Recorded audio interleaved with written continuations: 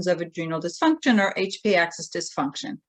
I'm really hoping to sort of give you a little bit of background information, because once we're on site, it's going to be go, go, go, and we're going to do a little bit more advanced discussions.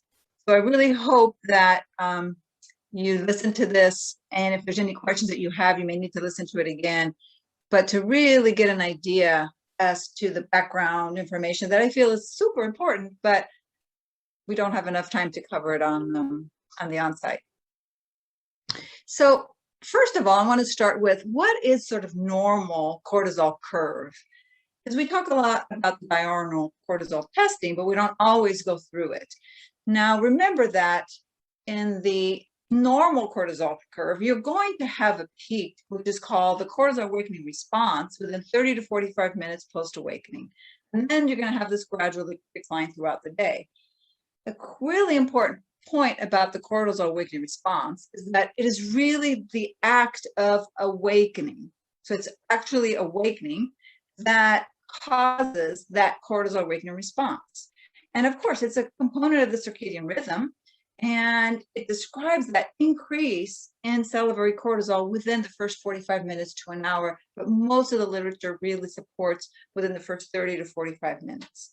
We know that the cortisol awakening response is independently regulated because it's really mediated by an extrapituitary pathway that goes to the adrenals from the suprachiasmatic nucleus. And although the CAR can be influenced by stress anticipation and different changes, really it is very dynamic, and it does give us a lot of information that we're not able to always obtain from just the 4-point cortisol testing. When you're doing a cortisol awakening response, you're going to be doing 2 extra collections. So altogether, we're going to be doing 6 saliva collections. One immediately upon awakening, 1 30 to 45 minutes after, and with most labs it's 30 minutes after, and then 1 between 7 and 9, between 10 to 12, and then between 2 to 4, or 1 to 4, depending on which labs you're using.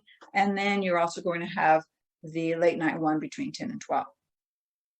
Let's just go an example of why a cortisol awakening response is really an important point to include with your regular sort of cortisol curve, or what you're used to doing, which is your 4-point cortisol curve.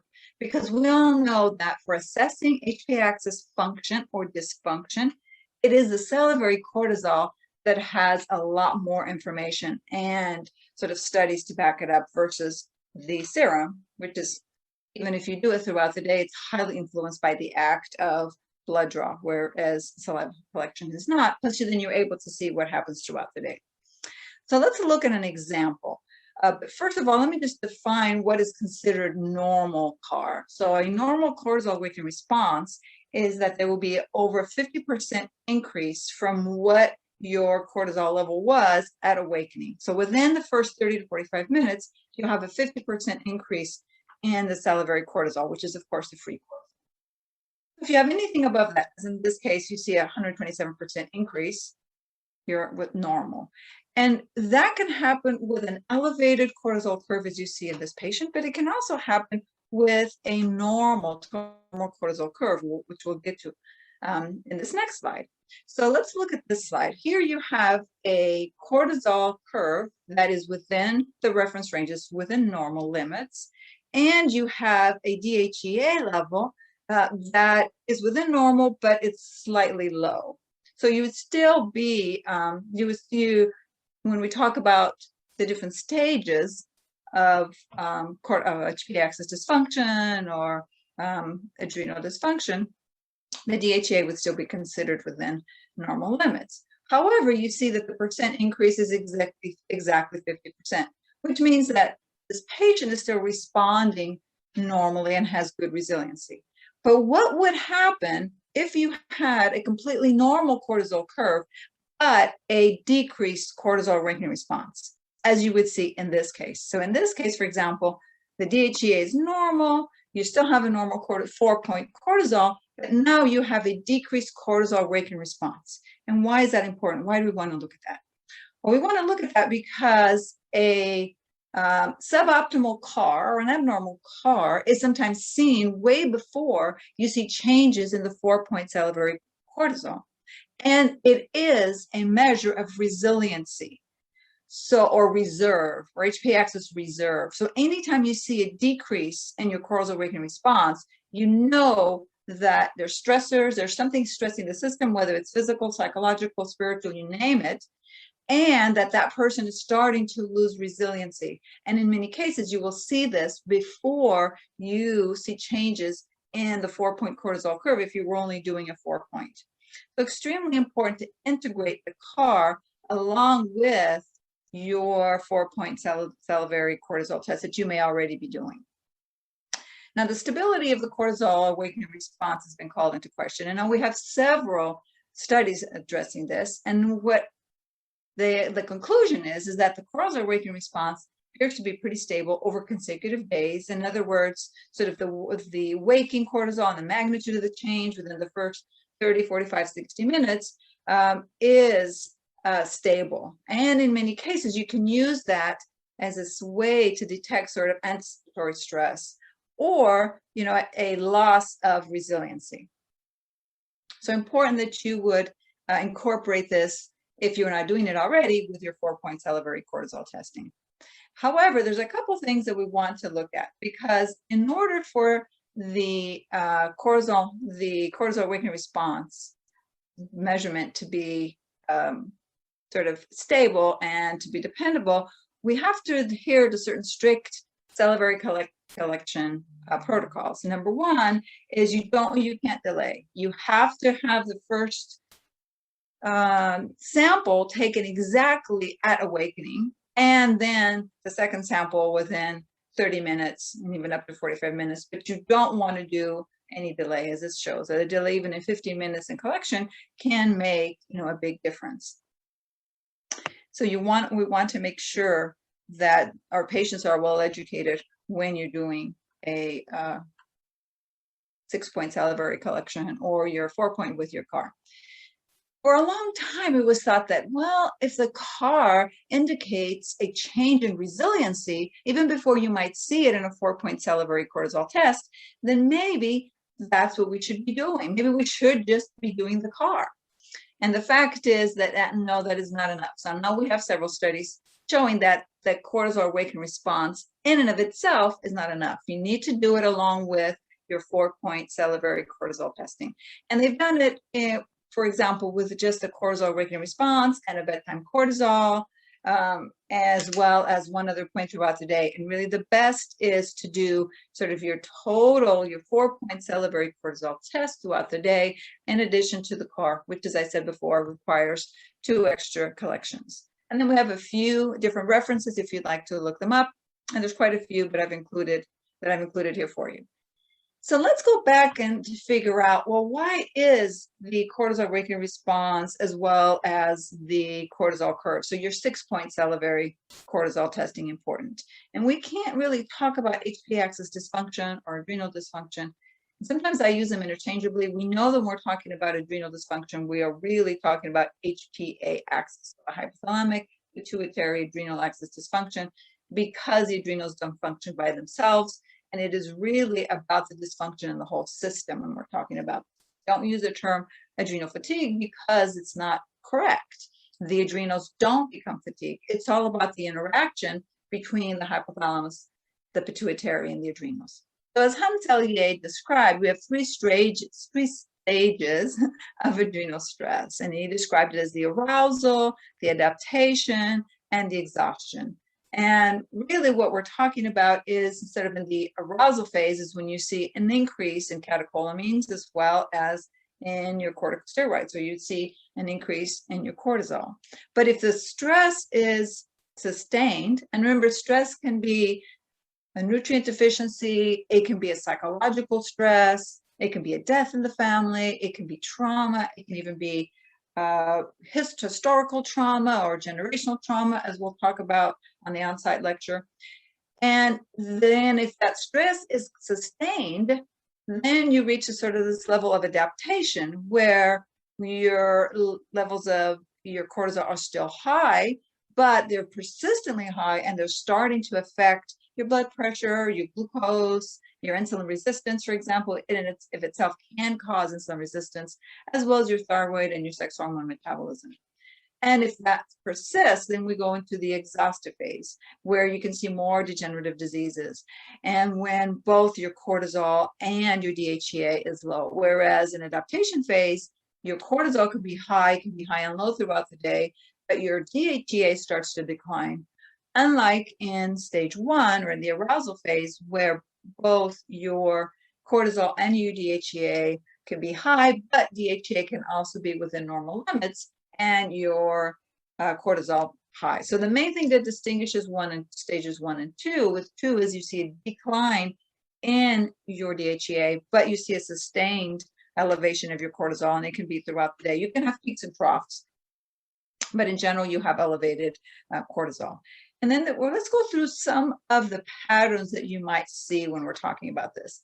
Well, you could have high AM cortisol levels. They could be elevated through multiple times during the day. You can have high PM and some normals during the early part of the day. You can also see a low flattened cortisol profile. But the main thing we want to discuss here is that when you just have a short-term, episodic elevation in your cortisol levels due to a stressor, and then that stressor is removed, you see those levels coming back to normal. When it persists, then you can go into your stage 2, for example. And if it persists even further, we now don't fully understand the reasons how it happens, but there's different theories out there that it may be that due to the high levels of persistent cortisol, then the brain may turn to sort of downplay or downregulate the receptors, and that's when we will go into stage 3.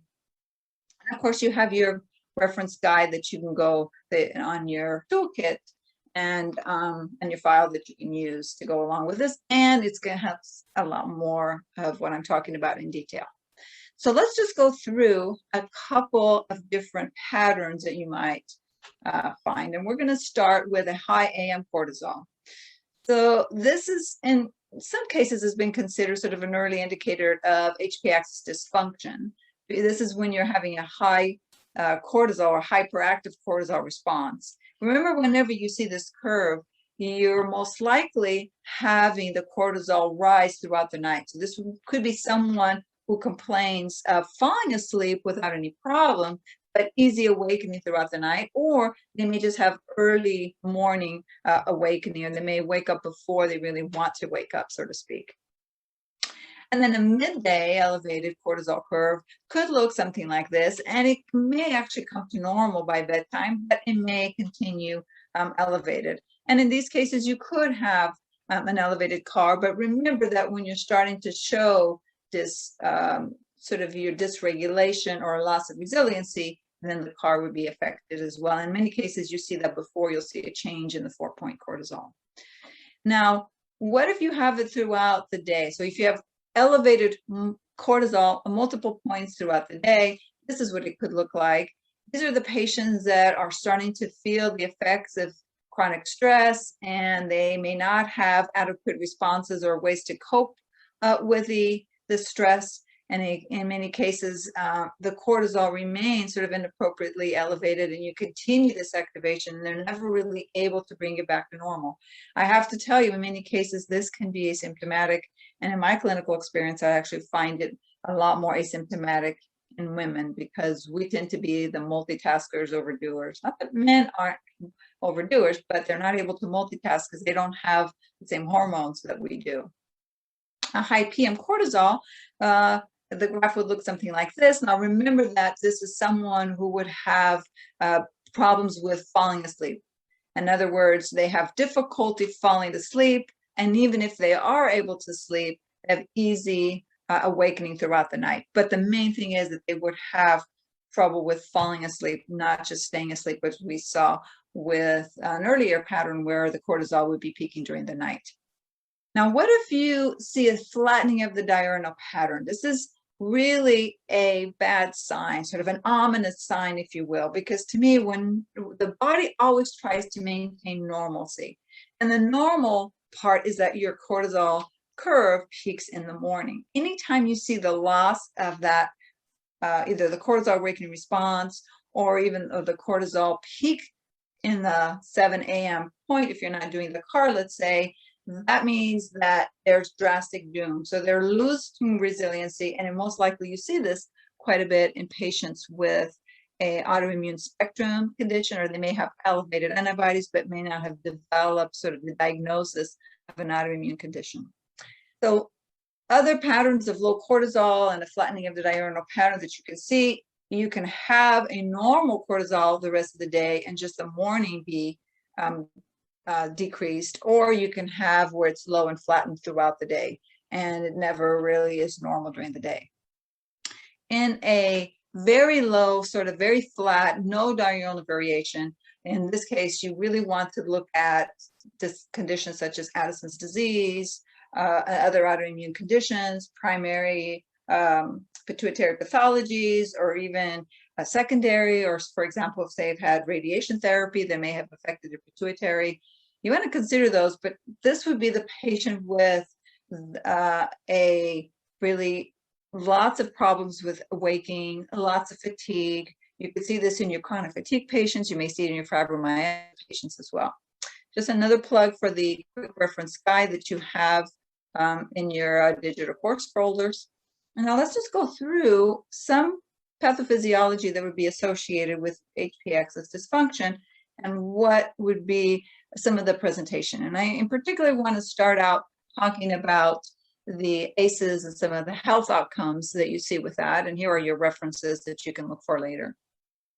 So we know that persons who have experienced 4 or more sort of categories of childhood exposure to stressors compared to those who've had none have a 4 to 12-fold increased risk for alcoholism, drug abuse, depression, suicide attempts, so that these earlier adverse childhood experiences are extremely important, and they can affect, of course, your life sort of throughout and well into adulthood.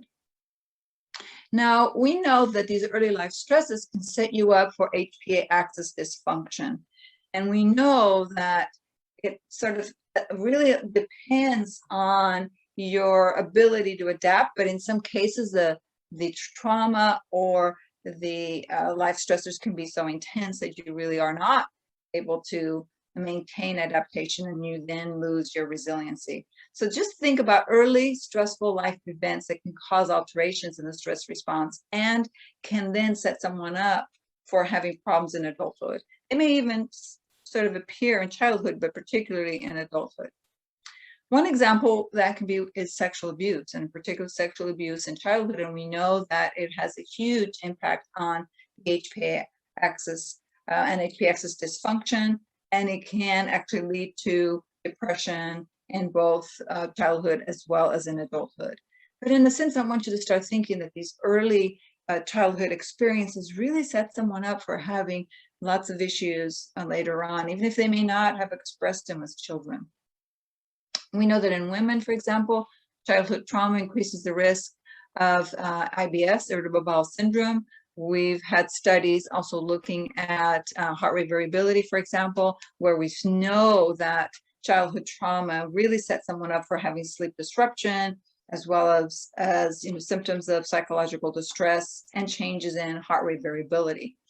Now, heart rate variability is measuring not your heart rate, but the variability between each beat. So we were really here talking about sort of the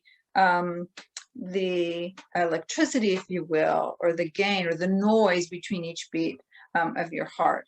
And in general, I urge you to really do a thorough screening for childhood trauma or early childhood stressors, because more and more we're having information coming out. With the ACEs questionnaires and the big study that was done, now we're having more and more follow-up studies that have even more sort of information that we know how important this is.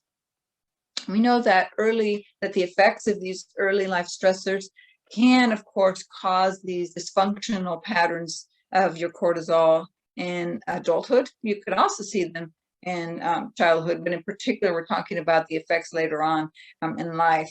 And in many cases, it can show a reduction in the cortisol output or a blunted cortisol response. So in other words, what we're finding more and more is that if you've had a history of early childhood stressors, or if you have high marks on your ACEs questionnaire, that those patients tend to have more of a blunted response in adulthood. So they may have had hypercortisolemia throughout their childhood and into early adulthood, but really we're starting to see that the cortisol would be blunted. So you'd see patients more in your stage 2 or your stage 3 of your HP-axis dysfunction, or if we're going back to the way Hanselier described it.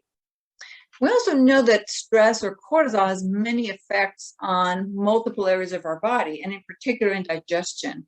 Because I always think about, if your body is in fight, flight, or fright, it is not so much going to worry about digesting your food as much it is going to be worried about you outrunning, some kind of a stressor.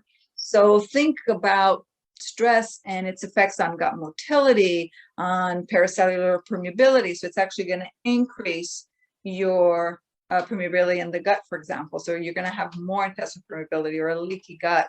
But it's also going to affect your mucosal blood flow, your gut microbiota. And of course, that's going to then decrease the nutrition that's absorbed from our meals. It can also, in addition, cause an erosion of tissues. It can cause an erosion of your mucin layer, for instance, and then patients would present with symptoms like peptic ulcer disease or irritable bowel syndrome or gastroesophageal reflux. Now, the important thing here is that we're starting to then think about what are the causes, because we're looking at what are the effects, but of course, we're always looking for the root cause and connecting the dots in functional medicine, so we're trying to relate it back to what would be a cause. We know that the microbiota is extremely important, not just for immune health or health in general, metabolizes hormones, for instance, but also for anxiety and stress. And I always think leaky gut, leaky brain. And the microbiome, so gut-brain axis, is very involved in regulations of emotion, behavior, your cognition, for instance. And this is particularly important for the newborn, but also continues to be important in the adulthood. And this can sort of affect, so think of changes in the HPA axis also affecting your gut, and in particular, your gut microbiota. We know that there's a sort of bidirectional communication between the gut and the brain, but really when you think about it, we have more ways in which the gut communicates with the brain, including some of the microbial factors, and vice versa. Even though this is a two-way street, there are more ways in which changes in your gut microbiota and the permeability of your gut can communicate with your brain and the other way around. So I always think that when someone presents with a neuropsychiatric disorder or depression or anxiety, for instance, that there's something going on in their guts, in their gut microbiota in particular, and that needs to be addressed. Go through just my quick approach. We'll be dealing with it in more detail in some areas on the on-site, but the whole part about obtaining a thorough history and doing a thorough physical exam, I'm going to cover here. I won't have time to cover it on the main lecture, but I'll be referring to it from this lecture, so please pay particular attention to this part. First, we're going to do a detailed history and physical, right? We're going to look for signs and symptoms of HP-axis adrenal dysfunction on your history as well as in your exam. But we're also going to be looking for that root cause or root causes. And you can use questionnaires for this if you'd like. You're going to really focus on what additional history does the patient provide. Yes, you're going to address the chief complaint because that's what brought them to you. But you also want to know what has led to that. What is their past medical history? What the social history, their hobbies, their family history, their behavior, their sleep, their interaction with others, their support system, right? Their psychological stressors or even physical stressors. And you're going to try and do a nutritional assessment just based on your physical exam. That's extremely important. It's an area that I find really has changed my care of patients and my ability to understand what's going on with patients, and also my ability to explain to them and have them follow through and have them adhere and be compliant with whatever it is that I'm suggesting. Because no one usually in their history has ever looked at them on the first visit and said, I really think this is going on just by looking at your body and listening to you. And now we're going to get some labs that will either prove or disprove that. But this is a two-way relationship. I'm in this with you, and it's really important that you realize we're going to start the treatment today based on what I find. Yes, we're going to rely on some of our labs, but I want you guys to focus more on your physical exam and your history, and what does that bring to you, especially with all the tools that we have at IFM. It's like your history, your timeline, filling out the matrix, looking at the ATMs, and really taking this elongated sort of history of what has happened to that patient thus far. We know that it's all about the gene environment interaction, but the environment contributes much more, right, than the gene does. So you're going to really look at the history. Does it fit with HP axis dysfunction? And is there signs and symptoms? And what is their nutritional history and and status just based on your physical exam? Of course, you're going to do your labs too. And then what sort of biomarker patterns? Are there any? Can you use your physical exam for that? You're going to populate the timeline in the matrix. And don't forget the tell.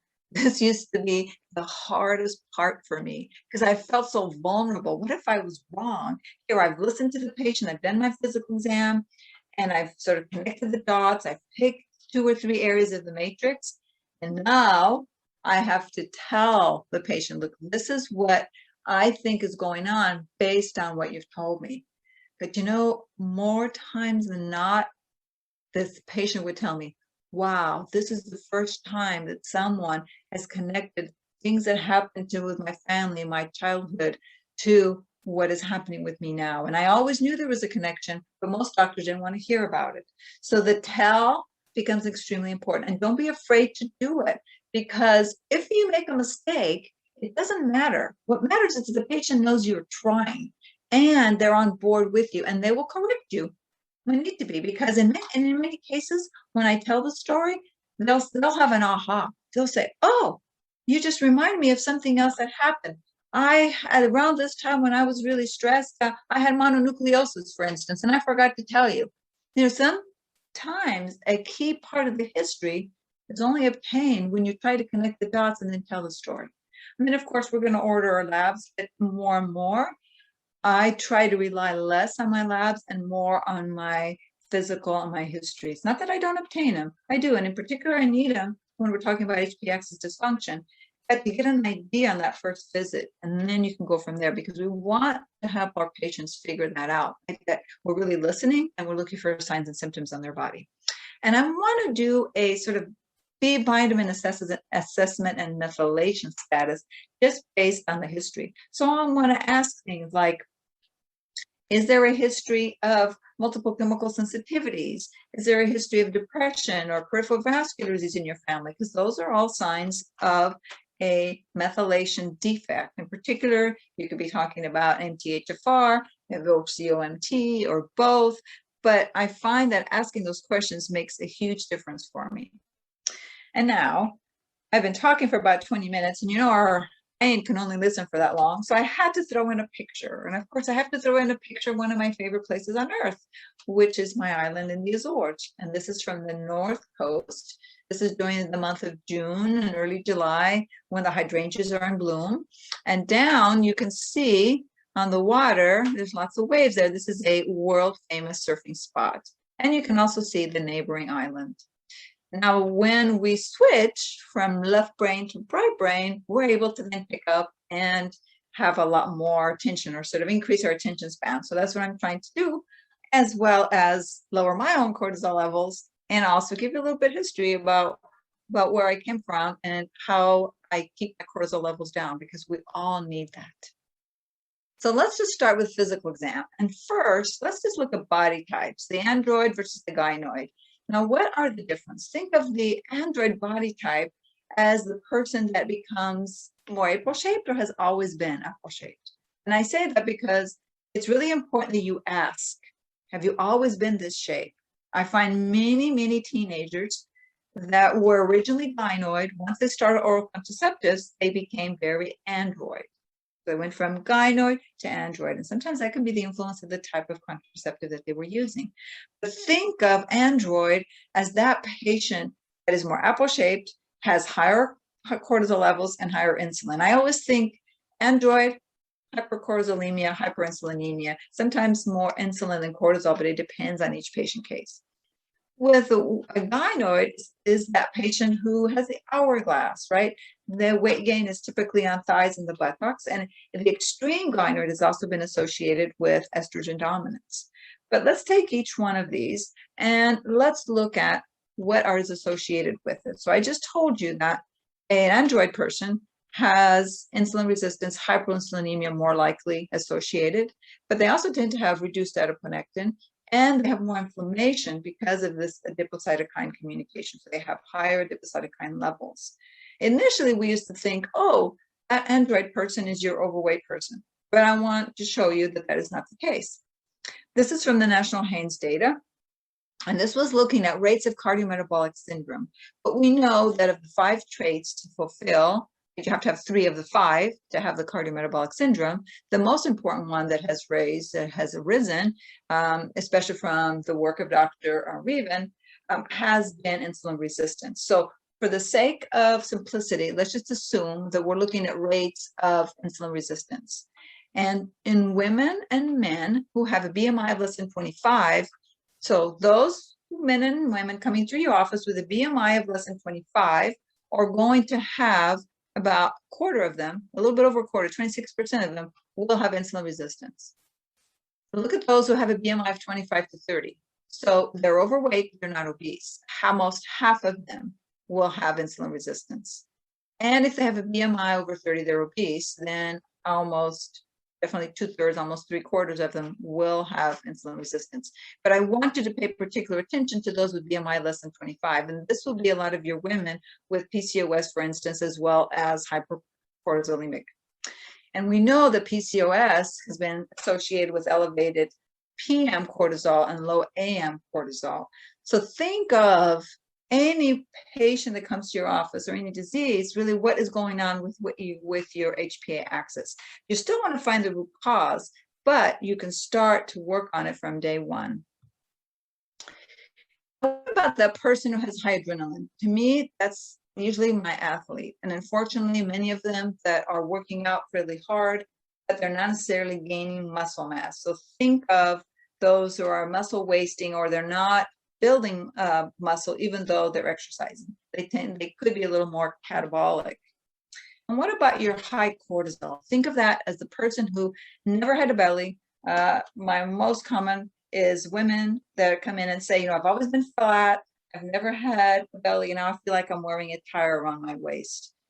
That would be your sort of pregnenolone cortisol steal, which we know it's not truly a steal, but it's more of a diversion, where the precursors, pregnenolone and progesterone, have been diverted down the glucocorticoid pathway because they're stressed. This is what you would see also with your patients with PMS. And there's several examples both in men and women. Men are not immune to this. And now remember that sort of quote unquote steal is that diversion. And so what happens when you have that diversion? And that is you have decrease in progesterone. So you have decrease in the precursors, and particularly in progesterone. And progesterone in the follicular phase of your woman's cycle comes from the adrenals. And so you end up having that diversion down into your glucocorticoids. And of course, that means that they're not going down the other pathways to DHEA and the sex hormones. Now, what else is associated sort of with your cortisol steal and subsequent low progesterone? I already talked about PMS or PMDD, and PCOS, but also think about anxiety and those patients that present with lots of anxiety.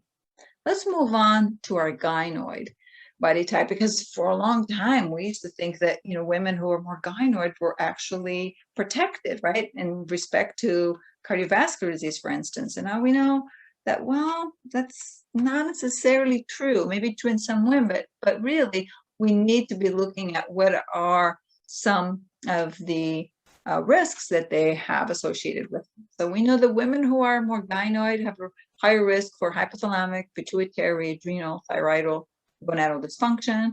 They also have more infectious obesity risk. They tend to have more detoxification abnormalities. In particular, they will have some polymorphisms leading to those detoxification abnormalities. And they also tend to have more gastrointestinal concerns and food sensitivities and food allergies.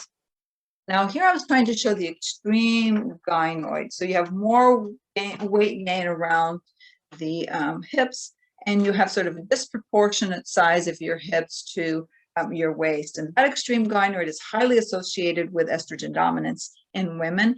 And when we think about estrogen dominance, we think that they're more likely to also have a detoxification abnormality, so that they're not able to take those activated intermediates into phase 2, and they can have polymorphisms in phase 1 or in phase 2. So just be aware of that, that they, in general, those SNPs don't allow them to eliminate all the estrogen and toxins in general, but in particularly your xenoestrogens as well as our own estrogens.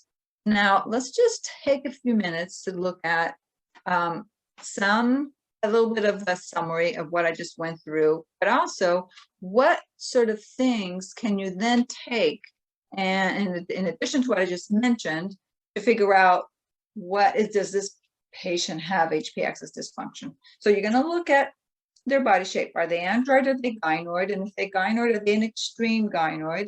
Are they exercising too much and not gaining any muscle mass? Have they gained weight around their waist? That would be associated more with cortisol steal. If they're not gaining muscle mass, they're more catabolic, which can be epinephrine, or I should say adrenaline as well as your cortisol. Then, if they're the extreme gynoid, think about, not that you're not going to think about it in any person as gynoid, but especially the extreme gynoid, that they may have intrahepatic recirculation of their hormones, that they are estrogen dominant. And then you have to think, well, are they estrogen dominant because they don't have sufficient progesterone? Are they estrogen dominant because they're producing more? Are they estrogen dominant because they're not able to eliminate it? And why are they not able to eliminate it? Is there a single nucleotide polymorphism in their area of estrogen metabolism? Further, you can look for other signs on physical exam. The one I use the most is a pupil contraction, where the iris cannot hold contraction when light is shown into the eye. So normally the pupil should contract. In this case, it tries to contract, but then it relaxes. Then you can also do your surgeon's white line. You can look for orthostatic hypotension. Sorry about that. There's also a Rogatov sign, which is pain or tenderness over the adrenals with pressure. I find that not as useful. You can have swollen ankles. You can also look at melasma. For instance, for me, the pupil contraction and the orthostatic hypotension are the most common ones that I use. Sometimes the surgeon white line, which is when you draw a line on the abdomen with a blunt instrument, and the white line remains for several minutes without it turning red. That can be present in up to 25% of patients. And then we're also going to look at the mouth, the nails, the hair, and the skin, because they tell us a story. And I want to be particularly thankful to Dr. Michael Stone for the next few slides, because he's a master at physical exam skills. And he always says, well, look at the tissue that has the highest turnover or metabolic vulnerability. Look at the mucosa and the skin and the hair and the nails. And you can also look at the senses and the nerve function. And what would we in particular be looking for? Well, when you're looking in the mouth, look at the tongue, look at the mucosa. And I have made this list for you of the abnormalities that you can find. And because in general, we can't remember everything, but there's a couple things that I always remember, and then the rest I can look it up. For example, we know that if there's papillary atrophy of the tongue, that's associated with some of the Bs, but in my clinical experience, it's particularly associated with low B2, low riboflavin. And I find riboflavin to be extremely important in the methylation cycle and in order for the other B vitamins to work. And we're starting to see a lot more literature focusing on the importance of riboflavin. If they have an enhanced lambda or longitudinal fissure, or midline, I should say, an enhanced midline or lambda fissure, then that is associated with an upregulated gut-associated lymphoid tissue. But there's many others, and so every time I look, I use this. I actually laminated this list, and every time I do a physical exam, I can and see if where it correlates with. And here are some of your references. What about the skin? Well, you can look at the temperature, the texture, the color, see if there's any lesions, what the hair distribution is. But in particular, I want you to think about the posterior upper arm and look for these bumps that can sometimes be white in color. That's hyperkeratosis pylori. Although hyperkeratosis pylori can be an autosomal dominant trait, it is associated with low omega-3. So just looking on your physical exam, you can already look in the mouth, get an idea about B vitamin status and what's going on in their gut or the gut-associated lymphoid tissue. You can look at the skin, right, and get an idea about their omega-3 status. You can look at the intertiginous areas, and you can look for acanthosis nigricans. Now, this is extremely important because there's a 90% correlation with insulin resistance in most studies in the Latino population if there is acanthosis nigricans present. So think about hyperinsulinemia. Look in the axilla, but look also in the neck. It's that velvety brownish distribution around the neck. Sometimes you can see it on the elbows, and you might even see it on the knuckles in some patients. And then you can look at the nails. You're going to look at the, what are the ridges? What are the edges? What's the pattern, color, and what's the surrounding tissue? Because that's going to give you an idea of what's going on with a patient internally. For example, if you have these white spots on the nails, think of your zinc deficiency. If you have these brittle nails that have these enhanced longitudinal fissures, think of hypochlorhydria or achlorhydria. So just based on your physical exam, you're already gathering quite a bit of information. Let's look at a summary of what would you associate with acanthosis nigricans. This would be your insulin resistance. And what about the white spots on your nail? That would be your zinc deficiency. And remember, zinc is needed to make sufficient HCl. And then hyperkeratosis pilaris, I said it was associated with an omega-3 deficiency. Fissuring of the tongue associated with an upregulated gut-associated lymphoid tissue. Taste bud atrophy could be some of the B2, B12, iron, or niacin, but I particularly find it associated with low B2. New onset abdominal girth, that's of course your elevated cortisol, and most of those patients are undergoing your cortisol or pregnenolone steal that we know is really a steal.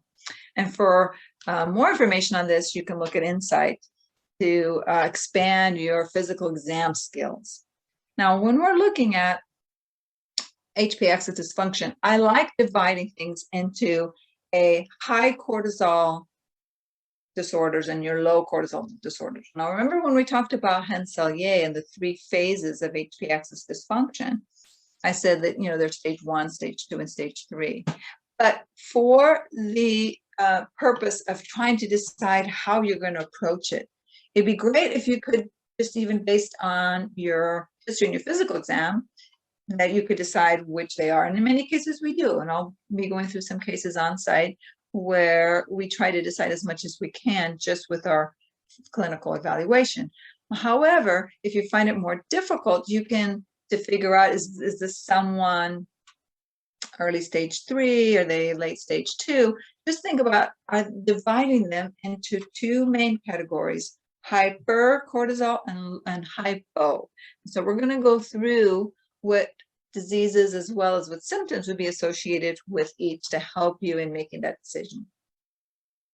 So in someone who has chronically elevated cortisol, they may present with irritability or anxiety. They may have depression. They can complain of low fatigue or low energy. They can have hot night sweats and hot flashes. Remember that not all night sweats and hot flashes are associated with your estrogen. It can also be your cortisol. They can have sleep disturbances. They can have carbohydrate cravings, weight gain. They may even present with hypertension. They can also have memory loss, brain fog. Remember that persistent elevated cortisol can lead to that. And of course, they can have compromised immunity. And here are references that you can look up. Now, let's just focus on some of the diagnosis that they might be associated with that we want to focus on a little bit further. So I'm going to particularly focus on depression, irritable bowel syndrome, stress, migraine, and memory loss. This is a way to give you an idea of what happens. First, I want to talk about, well, how exactly is the HP-axis list linked to depression? And there have been many studies on this. And anytime there's many studies, there's usually many theories or several different theories. And so there are, but I want to go through what the literature has shown us and what it supports the most.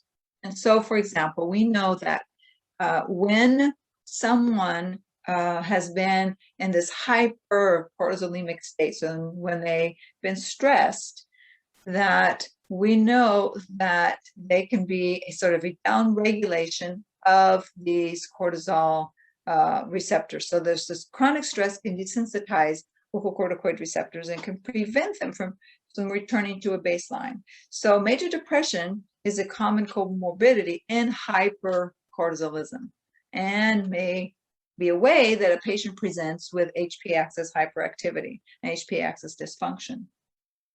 We've also had several in vitro studies that have looked at the cortisol level being linked to depression and the effects of SSRIs. And so I'm going to go through that. But before I get there, I want to talk about the difference between a high cortisol depression and a low cortisol depression. So let's start with a high cortisol depression, and then we'll go through a low cortisol depression. So a hypercortisolemic depression is a melancholic depression, and that's where you have this chronic hyperactivity of the HPA axis, and so you're going to have this hypercortisolism, which can affect the nervous, the endocrine, and the immune system. And those patients that present with a melancholic depression, which is a hypercortisolemic depression, they will present as being anxious. They dread the future. They complain of insomnia. They have a loss of appetite. Think of high cortisol tends to make you a little bit nauseous and not so hungry. And they tend to have a diurnal variation of depression where they're worse in the morning. And sometimes I link that to the hypercortisol levels in the morning. Literature's not really clear. That's just the way I remember it. And we know that in sort of activated HPA axis, you have an increased secretion of CRH, which in turn activates the brainstem and the noradrenergic nuclei. And so this can also increase in this feedback loop that contributes to this hyperadrenergic state that's often associated with melancholic depression. So think of depression, you're sort of hyper alert, you dread the future, high cortisol. Now, we've had several studies looking at the effects of antidepressants. Almost every SSRI and most other antidepressants have actually been studied looking at its effects and how exactly are its effects in terms of on the HPA axis. And we know, for example, that in this study where they were looking at citalopram at 20 milligrams per day were associated with a decrease in your cortisol. So up to date, all SSRIs tested, and actually most of your antidepressants, but in particular the SSRIs, have been shown to actually decrease cortisol. There's also been some studies pretty much with, as I said, with most of the SSRIs in the market. And so it is thought that what happens is that when you're taking an SSRI, these may actually activate the glucocorticoid receptor in either translocation or also inducing downregulation, and they decrease the glucocorticoid receptor mediated effects. So we know that, for example, if you treat someone who is hypercortisolemic with citalopram, that it will actually decrease cortisol, and you will see a blunting of the effect of the hypercortisolemic response on memory, because we know that high elevated cortisol levels can affect memory. We know that SSRIs can also decrease inflammation through the cytokine pathway, but here I'm talking about specifically on their effects on cortisol.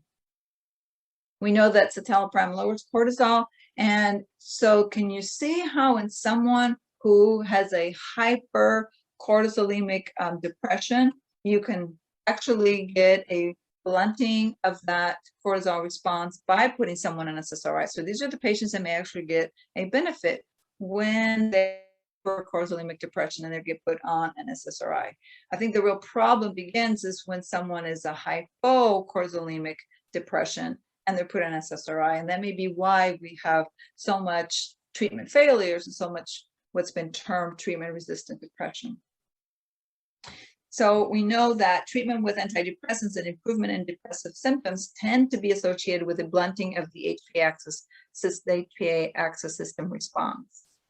Now, I told you that there have been several different studies, so I included quite a few of them here for you. In this case, this was actually looking at a study of older adults with generalized anxiety disorder and escitalopram. And again, it showed escitalopram caused a decrease in the cortisol. Now, as I mentioned just a few minutes ago, with treatment-resistant depression, in some cases, hypercortisolemia has been described, and they've been thought that that's often a problem with sort of your treatment-resistant depression. In other words, is that even if someone is put in SSRI, it may not lower their cortisol enough, and that's been associated with treatment-resistant. But just think about that in most cases, that a melancholic type depression is a hypercortisolemic depression, and that it is, if an SSRI is used, then it is a way that you can actually decrease the hypercortisolemic effect. Now, you still have to address it, and you still have to work on the underlying causes and how it happened and treat the HPA axis, because just putting someone on SSRI, you're not necessarily treating the HPA axis depressant, but I just wanted you to be aware of that. And in patients who have a pretty severe type of depression of the melancholic or psychotic subtype, sometimes the SSRI is not enough. And I find this particularly in those patients where addressing their HPA axis can really help.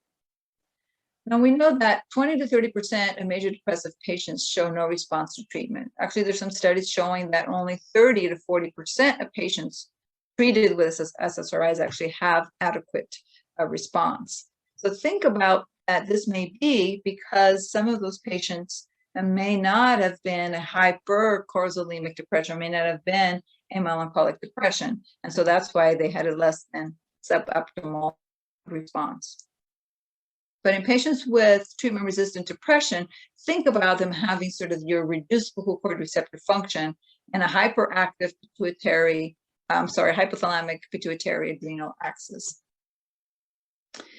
I had mentioned earlier that elevated cortisol levels can affect your intestinal permeability and affect your gut microbiome. And this is particularly important in patients with a hypercortisolemic type depression, right? So if they're hypercortisolemic or they have a melancholic depression, don't forget to address what's going on in their gut, because they're going to have increased intestinal permeability. You're going to see shifts in the composition of the microbiota, and you may see losses of that mucin layer. So when you're correcting the HPA axis dysfunction, please, please, please don't forget to address the gut and what's going on in the gut.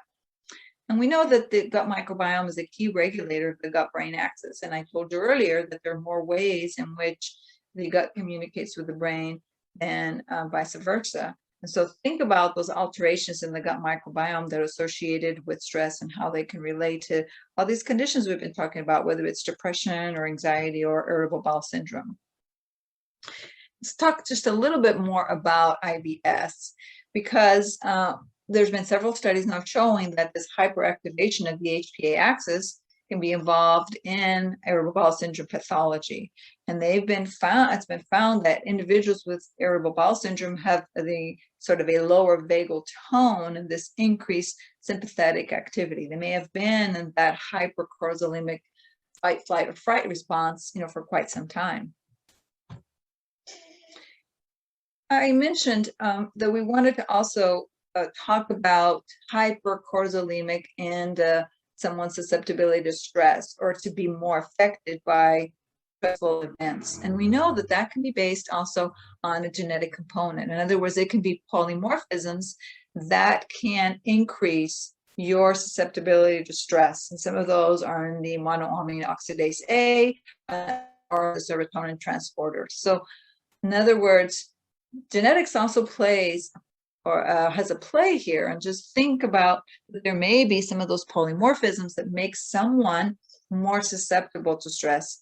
And also too, you may have your polymorphisms in catechol-methyltransferase or COMT, and we know that if you have a SNP in COMT, you have a downregulation of COMT so that it's not as active, and COMT is used for many different reactions, not just in the steroidogenic pathway, but also in making neurotransmitters, as well as breaking down the catecholamines. So if you have a single polynucleotide morphism in COMT, you're not able to break down your catecholamines, so your adrenaline, your noradrenaline, and your noradrenaline. So those are patients that tend to not really be able to get away from that stress response. In other words, they tend to, even though we're starting everything we can to help them calm down and reduce their body's effect or the stress effect on the body, they may not really be able to because they're not able to break down the catecholamines fast enough, so they hang around longer. Anytime a patient gives you a symptom or they say they can't do this or they have this or that complaint, try to see if it fits in and if it's related to what you're seeing. And sometimes it leads us in a path where we're going to learn something that we didn't know before. I'm going to spend a couple more minutes on irritable bowel syndrome and cortisol. There's so much information in this field, and particularly in women with irritable bowel syndrome, both constipation dominant and diarrhea predominant. When they're looking at both, it is those with constipation predominant that had higher levels of epinephrine or epinephrine and cortisol. Not that the ones with the diarrhea don't, but it's been more associated with the constipation predominant one. When we're talking about stress and inflammation, just think about the fact that when you're exposed to these high glucocorticoid levels, even as Hans Selye wrote about, you start to have effects on metabolism, right? These glucocorticoids and mineralocorticoids are going to regulate our carbohydrate and our electrolyte metabolism. And this slide is here to remind me of something extremely important, and that is that your glucocorticoids, so your elevated cortisol, is going to also have some mineralocorticoid action, right? It can also bind not just the glucocorticoid receptor, but the mineralocorticoid receptor as well. Chronic migraine, in addition, has been associated with elevated cortisol levels. And of course, we have to differentiate between, is hormonal migraines are more associated with estrogen, progesterone, for example, but we know that with chronic migraine, it is also associated with elevated cortisol. And in particularly in this study that we're looking at morning, 8 a.m. and evening, which is 8 p.m., salivary cortisol levels, and they were significantly elevated in patients that had chronic migraines as compared to control. So just another little tidbit to keep in your sort of as a pearl in your level of understanding as well as information. What about memory and chronic stress? Dr. Lupien has done quite a bit of research in this area. She was one of the invited lecturers at the IIC a few years back, and I really enjoyed listening to her. And she has talked about how long-time exposure to high levels of glucocorticoids have an impact on both memory and hippocampal volumes in humans. And she's done quite a few studies in this area. So think about those patients that are complaining of perhaps mild cognitive decline. You may want to look at their HPA axis and do their 6-point cortisol test, because in more cases than not, there is a interplay between cortisol and memory and what you're seeing. This is a study looking just at that dementia is associated with higher morning serum elevations of cortisol. And these were looking at serum levels. So think about what I said earlier about the studies with Dr. Lupien, and that chronic glucocorticoid exposure is going to lead to smaller hippocampal volume. It's going to lead to hippocampal neuronal death and your cognitive decline. And that elevation of cortisol occurring later in life may lead to mild cognitive impairment as well as atrophy of the hippocampus. So anyone who comes into you with mild cognitive impairment, look at their HPA axis. And sometimes you take care of that, you reverse it, you remove the stressor, you help patients build new neuronal pathways, which we're going to discuss more on site, not online, but on site, although it will be online.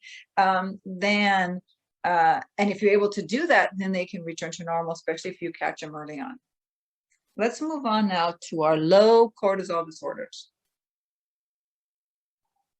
And remember, your hypocortisolemic, you can find patients. These are, in this case, I'm specifically talking about your stage 3 where your cortisol is low throughout the day. So they have flattened cortisol and cortisol awakening response, and it stays flat throughout the day. And let's first just look at some of the signs and symptoms that you might find.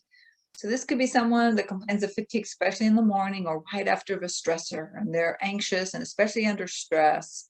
This is the patient that comes in and says, I'm responding to small stressors. Small things happen and I react in a big way. And that's not me. I'm not this way. This is not something I'm used to doing.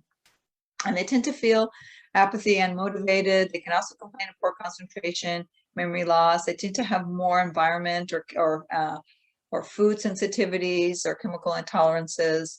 And they can have a depression. It tends to be a little bit worse in the evening. But remember, these are generalities that I'm going through right now. Now, what about their other symptoms related to sleep? Well, they can have insomnia, and they can have nocturnal awakenings. And even if they're hypersomnolent, which I told you is more associated with low cortisol earlier, and we'll go through it in just a little while, think of it's usually not of poor quality. So they may be hypersomnolent, but they don't feel like they get enough sleep. They come in complaining that they don't feel rested. They tend to crave salty foods, things like also spicy foods or vinegar or lemon. And in some cases, they say express stress sort of as suffering for themselves or for others. And they can complain of anorexia. They tend to have earlier onset and perimenopause, as well as decreased immunity, because we all know the importance of cortisol on the immune system. So now, unlike melancholic depression, let's go through atypical depression, where you would have a CRH deficiency and sort of a downregulated HPA axis. And these patients would be lethargic, fatigued, they're hyperphasic, they're hypersomnic, and they tend to have also diurnal variation of depression, where they feel best in the morning, unlike the melancholic depression, where they felt worse in the morning. Now, most of the studies that have been done at depression and associated with either melancholic depression or hypercortisolemic depression or an atypical depression with hypocortisolemia have been done by Golden Krauses, but this one was actually done by Jurena, who's also been involved in Young in doing these studies. Just so you know that there's quite a few researchers that have sort of devoted their life to studying this. The first were Golden Krauses, and now we have more that are also following along with some other research. This was a 2018 review of 48 different studies, and they found that there were higher rates of hypercortisolemia and melancholic depression, and often normal or low cortisol and atypical depression. So this is really looking at there's a difference between a melancholic and an atypical depression type. And this is what I wanted to talk to you about. So think of your atypical depression as your low cortisol depression, and as your melancholic depression as your hypercortisolemic type of depression. And then I want to spend just a few more time going through exactly sort of what would you find in someone who has a low cortisol picture, because when we're talking about low cortisol, initially it was not associated with chronic fatigue syndrome. We initially thought that chronic fatigue was actually more associated with a hyper cortisol response. And now we know that, yes, in some cases it may be, but more and more we're seeing a decrease in cortisol being associated with a chronic fatigue syndrome. And they've even chronic fatigue syndrome may actually reflect the loss of adaptability of the neuroendocrine stress system in a subgroup of patients. So just realize that chronic fatigue can be high cortisol, but more studies are showing it's actually a low cortisol. Now, in addition, remember that we don't exactly know how someone switches from a hypercortisol state to a hypo. The main theory now is that there's actually a downregulation, or I look at it as the brain is saying, hey, I have to turn you down because you're killing me, basically, because we know it's toxic, especially to the memory centers of the brain. but it may also be that in some patients, they're more able to adapt and not in others. And that may be what we're seeing with chronic fatigue syndrome. A few other conditions I want you to consider. Women with breast cancer and breast cancer survival. We know that those patients that have a flattened diurnal cortisol curve have earlier mortality. We also know that women who have HPA axis dysfunction tend to have more chances of a recurrence of their cancer. And in particular, women with breast cancer who have an elevated evening cortisol also tend to have less survival. Let's just take the few of the sub studies from the, this is fact from the Whitehall study. There's been quite a few different studies that came out of that, the Whitehall 2. This was looking at flattened cortisol curve and its clinical implications. And we know that a flatter cortisol curve in decline across the day was associated with an increase in all-cause mortality. So in other words, if you have flatter cortisol, it leads to more cardiovascular events. Also, more diabetes type 2 has been associated with a flatter slope in cortisol. And we know that now more and more of the studies are looking at prediabetes and insulin resistance also. And in addition, think of obesity also as being associated with flatter cortisol slopes. Whenever I think of stress and cortisol and cardiovascular disease, I often think about what exactly has happened to them. Sort of what have been their stressors that have led to this. And we know the patients that underwent a lot of socioeconomic deprivation and also a high level of perceived sort of stress and control, or a lack of sort of social control within a neighborhood, for example, were associated with a cortisol curve. In other words, a flatter cortisol curve or a blunted cortisol, especially after stress. The way I look at it is the more we're stressed, whether it's because of our sort of socioeconomic background or the amount of control that we feel over our lives and over our environment, then sort of the more stressed we are and the more we lose our resiliency. And if we have these elevated amounts of cortisol, then at some point in time, we're going to decompensate. Or in other words, the brain may sort of turn down or down-regulate those cortisol receptors. So think of when you're seeing someone in your offices or in your clinics, where has that patient been? Because you're catching them at a point in time now that you're trying to go back and figure out or what has been their history, what has brought them to this point. And the same thing, when you do a cortisol curve, we're doing it at one point in time. So you have to interpret it based on that patient's history and what they've been through. You already heard me talk about adverse childhood experiences, but I just wanted to talk about just a little bit more about the effects on HPA axis dysregulation and how in the long term, you can have this down regulation of the HPA activity. Even though if you catch them early on, you may see a hypercortisol response. When you're looking at adverse childhood experiences and you're looking at patients as an adult, they tend to have more of a down-regulated HPA activity. And I just thought I'd throw this in for fun because I thought this was pretty interesting. This was psychosis of adrenal etiology. This was a patient who presented with psychosis and was very resistant to antipsychotic medication. And the only way the psychosis resolved was after they were put on 3 consecutive days of hydrocortisone treatment. So what's the story? What's the take-home point here? That with psychosis, earlier I alluded to the fact that it is more associated with hypercortisolemic response, but think of it can also be a hypocortisol state. And so it may be HPA axis dysfunction where they're in stage 3 dysfunction, and that could be corrected when you restore balance. In this case, they give them hydrocortisone treatment, which I don't use, and I think that if you're going to use, it's going to be for minimal amount of time until you can get your other treatment to work and you can figure out the underlying root causes. But I just thought that was interesting. I wanted to spend a few minutes on HPA axis dysfunction and PTSD because for a long time we thought that patients with PTSD had cortisol suppression. So they had low cortisol levels. They were hypocortisolemic. But we've had more and more studies now showing that it's not really consistent, that some patients can present with hypocortisolism. Some of them may actually be, they have a normal curve, cortisol curve, because they may have been hypercortisolemic before, and you may be catching them so as they're losing their resiliency. But in general, I want you to think that in someone with PTSD, they could present with elevated cortisol, normal cortisol, or with a hypocortisol state.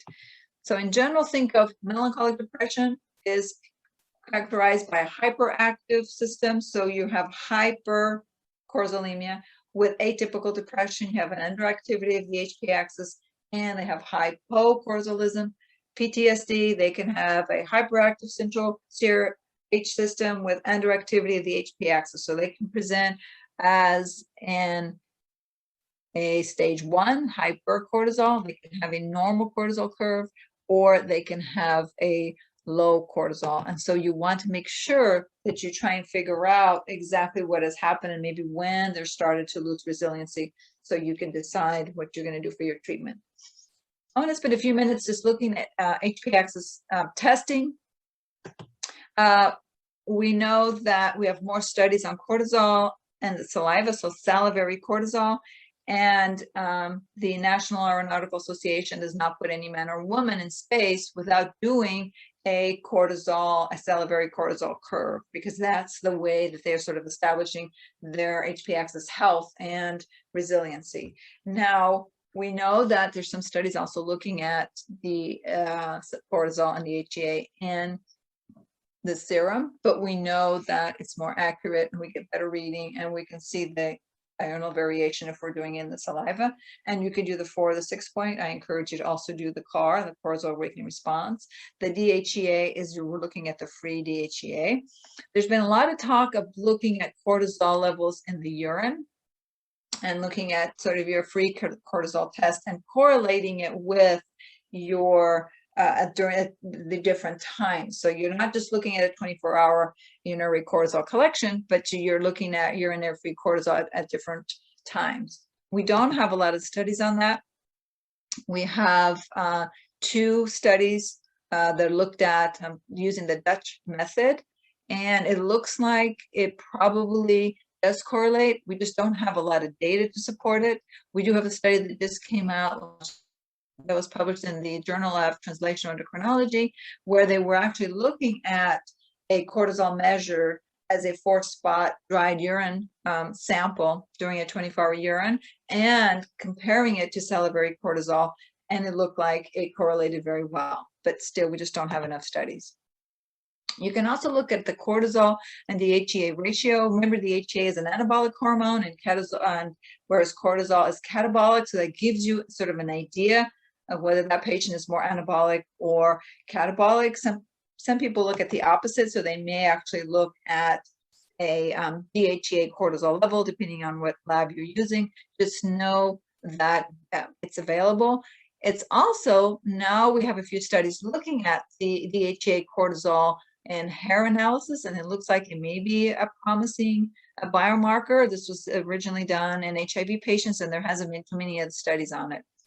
The most important thing is when you're going to do your salivary cortisol collection, make sure that you've asked patients about any exogenous or topical steroids they may be using. Sometimes things that patients don't often think about, like eye drops, ear drops, nasal sprays, hydrocortisone creams, any prescription corticosteroid creams, like something they may be using for eczema, for instance, and they maybe don't use it every day, but how important that is and how that will affect your salivary cortisol testing. And in addition, think about inhalers. Even if someone isn't using them regularly, but they may have used it a few days prior to testing, that's all really important because that will affect your salivary cortisol curve. And sometimes patients don't often think of certain medications as containing glucocorticoids. So we have to be very suspicious and really elicit that history with patients, whether it's inhalers or any topical creams or potions or lotions that they may be using. For the treatment, I'm going to focus more of that on-site. I just wanted you to think of subdividing things into hypercortisol state versus a hypocortisol state when we look at how we're going to address it. And of course, it's always going to be your lifestyle modifications, your nutritional support. We'll use our supplements and nutraceuticals, but only in addition to what we're doing with a lifestyle modification and the nutritional support. And then we'll use our botanicals and our adaptogens as well as our hormone replacement, but that will be more of a focus on site. I just wanted to make sure that you had an idea where I'm going with this. I've given you a lot of the background here, and then we'll go more into the treatment when we're on site. I want to go through a couple mini cases, and I'm hoping that these will be useful to you. So let's start with mini case 1. This is a patient that comes in complaining with trouble with sleep, difficulty getting to sleep, and easy awakening. Can you start to think of what might be happening? What's happening to their evening cortisol if they have difficulty getting to sleep and then easy awakening? Well, the pattern might look like something like this, right? Where they would have a normal cortisol curve during the day, but then elevated at night, and it can stay elevated throughout the night, and that would be why they would have easy awakening. Let's look at mini case 2. This is someone who has trouble with sleep, difficult staying asleep, may wake throughout the night, and early morning wake. Now, the main distinction here is that they have difficulty staying asleep, but they don't have any difficulty falling asleep. So think about what the cortisol curve would look like.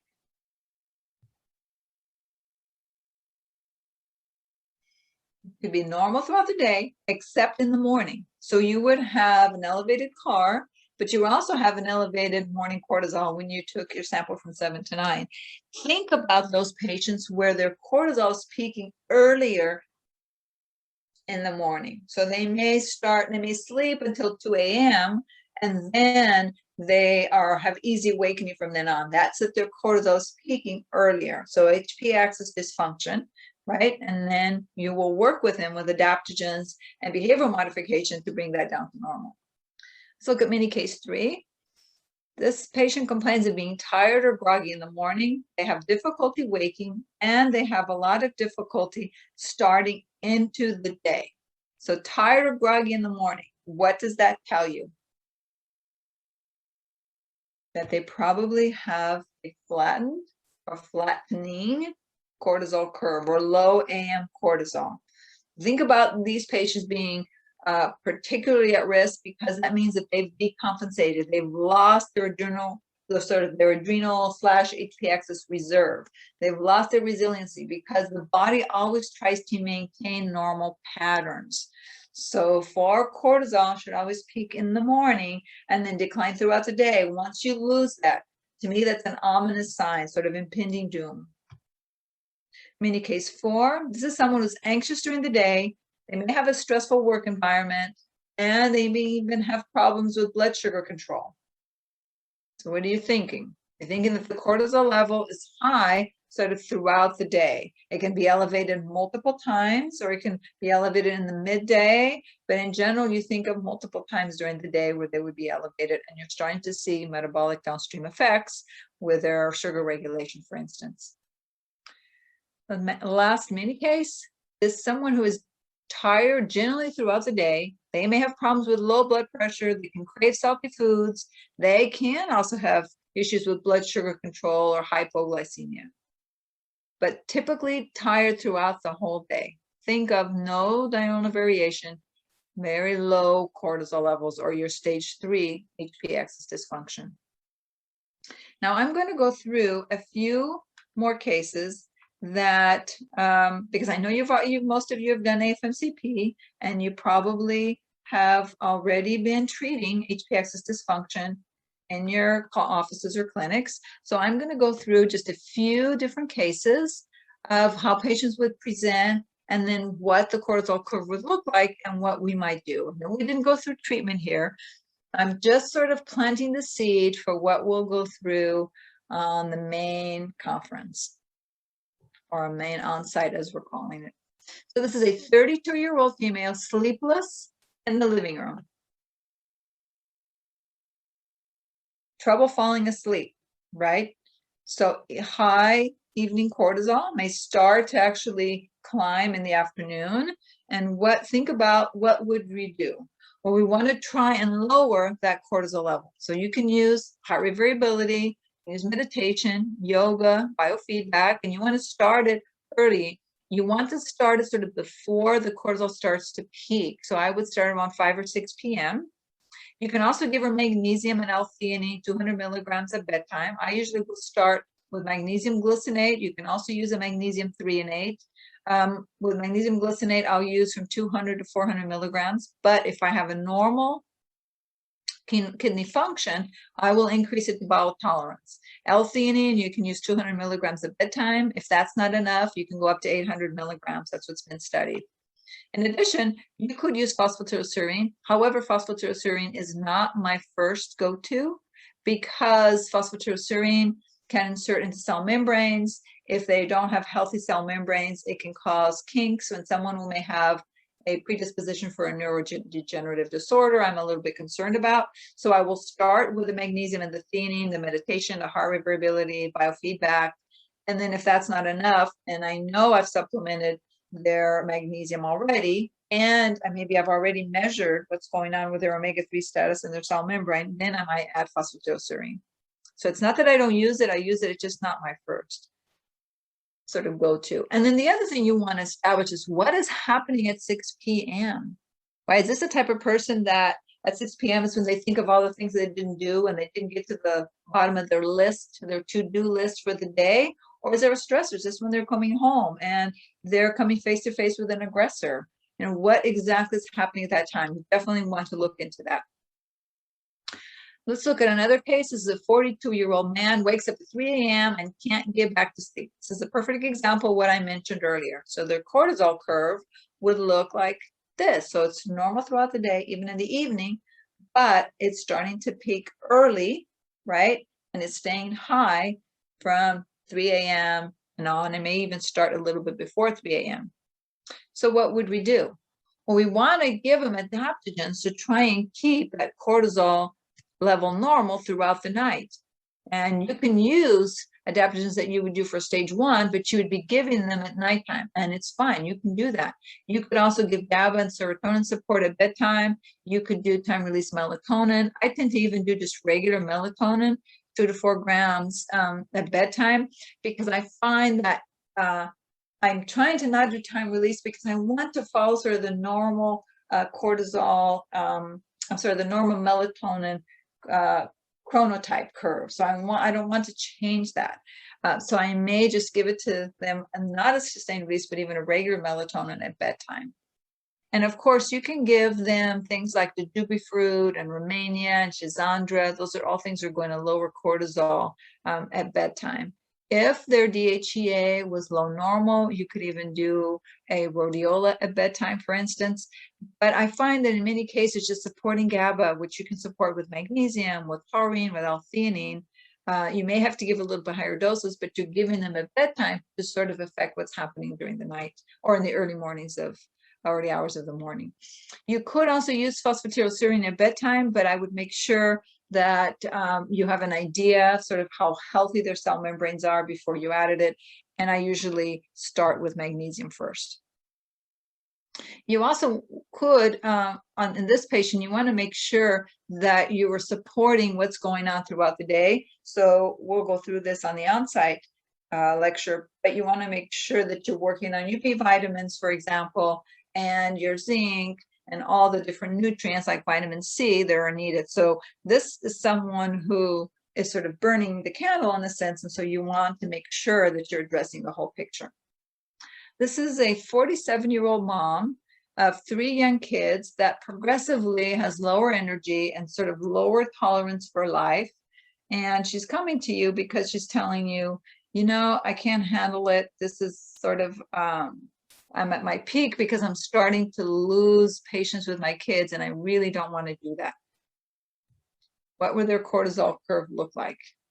Think of that stressed and anxious person where the cortisol is high and is starting to affect their glycemic status and even just their ability to adapt to stressors.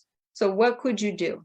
And let's assume that her DHEA is normal, could also be elevated. So she's really in stage 1 adrenal dysfunction. Well, you could use your phosphatidylserine, and you could do it throughout the day. So you can give her 600 milligrams at noon and 600 milligrams at 7. It's been studied up to 1,200 milligrams per day. But I would also want to know why, what has happened to her that's making her do this. I would only use phosphatidylserine as my second line, as I mentioned earlier. You can also use theanine exactly the same way. I think most people think about phosphatidylserine first, and I'm telling you, don't think about phosphatidylserine first. Think about it second, because we don't want to do any harm. So you could use theanine 200 milligrams up to 4 times during the day. You could do 200 to 300 3 times a day, for instance. But you can go up to 800 milligrams during the day, and I've had lots of great effects doing that. You're also, of course, you're going to give her your magnesium, and you can give her your adaptogen. So you could use ashwagandha, you can do an adaptogen mix. I tend to not use ashwagandha by itself, or I tend not to use any adaptogen by itself in general. So in this case, for example, you could use the jubi fruit, you could use Romania, you can use Schisandra along with ashwagandha. That's why I talked about an adaptogen mix. And you may need to give it to her throughout the day. So you want to give her morning, noon, and evening, for instance. Let's look at our last one. This is a 48-year-old man that feels really old and super tired. Does this sound like anyone that you know? And this is, their DHEA is low, and this is what their curve is like. So they have, most of the day it's low. They have a little bit of inkling of normal, and even going a little bit above normal in the evening. And so what would you consider giving this person? Well, first of all, you said their DHEA is low. So you're going to work on their HPA axis dysfunction. You're going to do the lifestyle modification, which we'll go through a lot more on the onsite. And you're going to give the adaptogens, as well as your B vitamins, zinc, your vitamin C, usually 2,000 milligrams of vitamin C, a B complex that has the activated Bs. But you're also going to use the DHEA and pregnenolone. Of course, you're going to measure, right? And most likely the pregnenolone is low, and we know that you need a pregnenolone of 50 to maintain memory, and between 50 and 80, or around 80, to create sort of new memories. And in men, I do it sublingual, so I would give 10 milligrams of DHEA twice a day, morning and evening. And I usually will just start with 10 once a day, and then give it after a week if they have no ill effects, just because they may not have taken it before. Then I repeat it twice a day. And I use DHEA sublingual because I can get by with much lower amounts, and thus less side effects and much better effects. And with pregnenolone, you can just give them once a day, 25 milligrams. You could do it in the morning, or you could do it mid-morning. What else might you also give this patient? Of course, you're going to do your adaptogen in your lifestyle modification. I kind of started with it backwards because I started with the hormone, and I should have done it the other way around. And of course, your B vitamins, as I mentioned, your vitamin C, but also think about, how can we bring the HPA axis back to normal? And there's some studies that DHEA may actually do that. It may be like a thermostat, or it may do a reset. But in general, the best way to do that is by looking at your sort of root causes. What happened? Is this someone who's had early life stressors, and what has happened throughout the life, and how can we bring that back? Is there an autoimmune condition, for example? And you're going to work with adaptogens as well. So in this is a case where we're going to do it all. We're going to look at exactly what's happening and do the lifestyle modification piece.